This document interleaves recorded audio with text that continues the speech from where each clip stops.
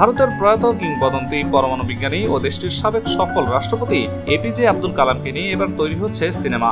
জানা যায় সিনেমাটিতে স্থান পাবে এই মহাগুণীর জন্মস্থান তামিলনাড়ুর রামেশ্বরমের শৈশবকাল থেকে রাষ্ট্রপতি ভবনে পা রাখার নানা গল্প।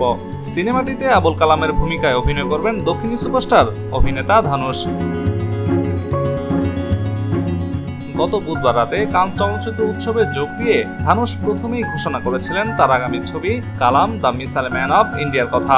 প্রসঙ্গত, ভারতের তামিলনাড়ু রাজ্যের রামনাথস্বামী জেলার রামেশ্বরমে 1931 সালের 15 অক্টোবর জন্মেছিলেন এপিজে আব্দুল কালাম। এই মহান বৈজ্ঞানিকের জীবনাশন ঘটে 83 বছর বয়সে। মেঘালয় রাজ্যের রাজধানী শিলংয়ে একটি অনুষ্ঠানে যোগ দিতে গিয়ে তিনি মারা যান। এই পরমাণু বিজ্ঞানী ভারতের রাষ্ট্রপতি ছিলেন 2002 সালের 25 জুলাই থেকে 2007 সালের 25 জুলাই পর্যন্ত। উল্লেখ্য, আবুল কালামের জীবন ভিত্তিক এই সিনেমা পরিচালনা করবেন ওম রাউত।